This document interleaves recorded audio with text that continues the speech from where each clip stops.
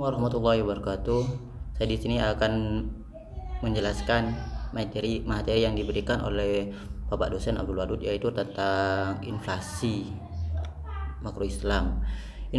Secara sederhana, inflasi diartikan sebagai meningkatnya harga-harga secara umum dan terus-menerus.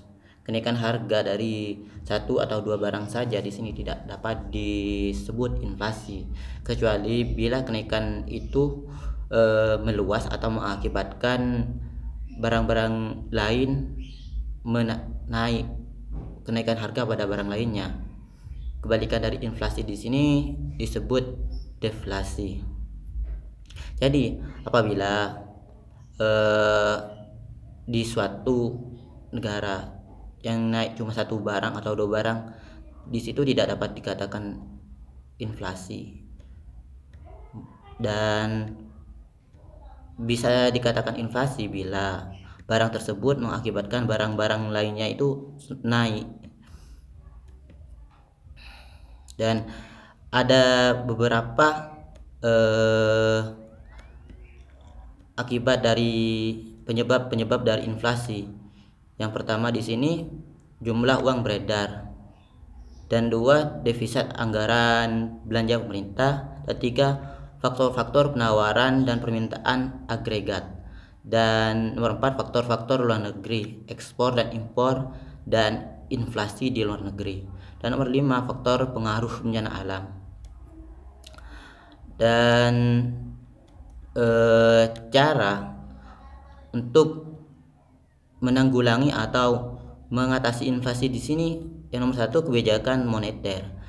Kebijakan moneter usaha dalam mengendalikan keadaan ekonomi makro agar dapat berjalan sesuai dengan yang diinginkan melalui pengaturan jumlah uang beredar dalam perekonomian. Jadi di sini keuangan diatur di kebijakan moneter. Di sini pengeluaran uang diatur, diseimbangkan dengan pengeluaran barang. Dan nomor 2, kebijakan fiskal, sama dengan kebijakan moneter. Yang nomor 3, meningkatkan suplai bahan pangan. Cara ini adalah jika inflasi lebih disebabkan karena faktor produksi yang lemah dengan tingginya permintaan, meningkatkan suplai bahan pangan dapat dilakukan dengan lebih memberikan perhatian pada pembangunan dan sektor pertanian.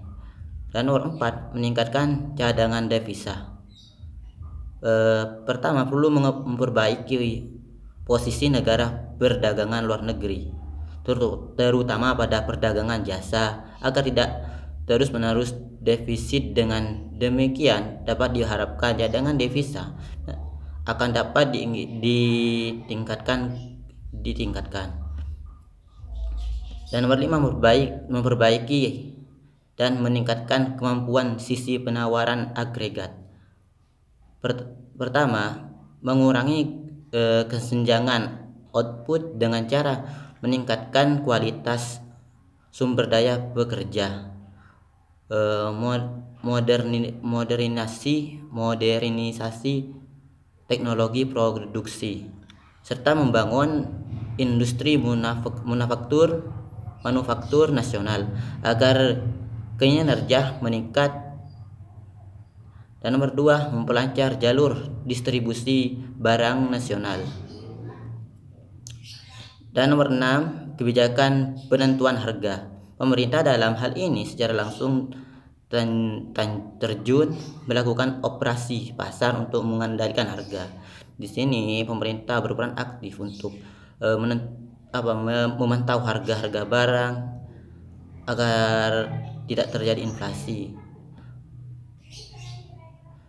Mungkin hanya ini yang bisa saya sampaikan, kurang lebihnya mohon maaf. Wabillahi taufiq wal hidayah. Assalamualaikum warahmatullahi wabarakatuh.